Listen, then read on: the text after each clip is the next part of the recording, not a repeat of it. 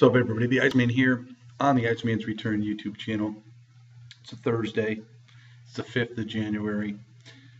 And we saw in reports yesterday that Anthem Network, or the Anthem Company, is now the owner of TNA.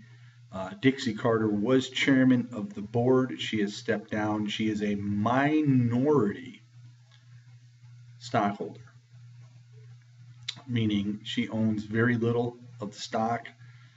I'm not sure the reasons for her stepping down as chairman of the board, probably because Anthem wants her to. And this maybe could start a clean slate for TNA wrestling, total nonstop action wrestling, as it used to be called, which we very, very seldom ever hear it called that anymore. It's called Impact. The Fight Network is emerged with the Anthem company. So obviously TNA Total Nonstop Action is aired in Canada off the Fight Network. And of course we have POP TV here in the US. Hopefully Anthem can find a network with a larger audience.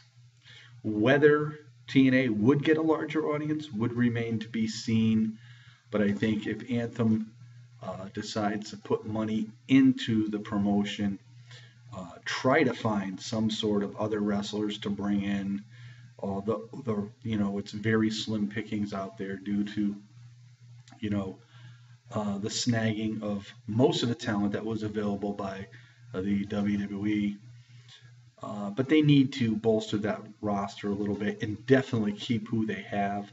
They can't afford to lose anybody. So anybody of any kind of name value, they need to solely keep within Total Nonstop Action Wrestling. So it's a new era for TNA. This is a new year, 2017. I'm looking forward to see what develops with the promotion. I'm hoping it's going to be bigger and better. And maybe, somewhere down the road, they finally can progress to become bigger.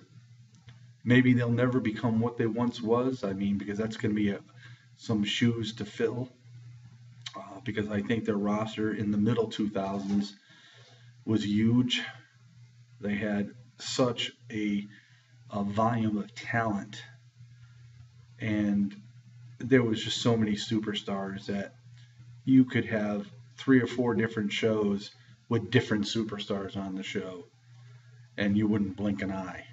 Whereas now, if you don't have a superstar on, or at least 1 or 2 on a weekly basis, the talent is very, very limited and very slim. So it's sort of much like the WWE, SmackDown, and Raw brands at this point, even though they do have a little bit more talent, namesake-wise, star power-wise. So we'll just have to wait and see what develops here. And I'm looking for good things out of TNA. I don't think they deserved the promotion itself, what they got. A lot of it was due to poor management, and we all know that. And I think you can say what you want about Jeff Jarrett, but back when Jeff Jarrett was in there and involved in the belt and the title and all this, things were fun. Things were getting better, they were getting bigger, and they were moving forward.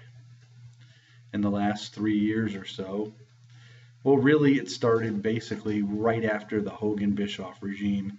It sort of like peaked and then started going downhill, and it kept on going downhill thereafter. When you lost AJ Styles, Christopher Daniels, all these stars leaving, as recent as Rude and Aries and Eric Young and Samoa Joe, the list just goes on. You lose that kind of talent, it's sort of, we lost more talent here in TNA in the last 2 years than what they have right now. Let's face it.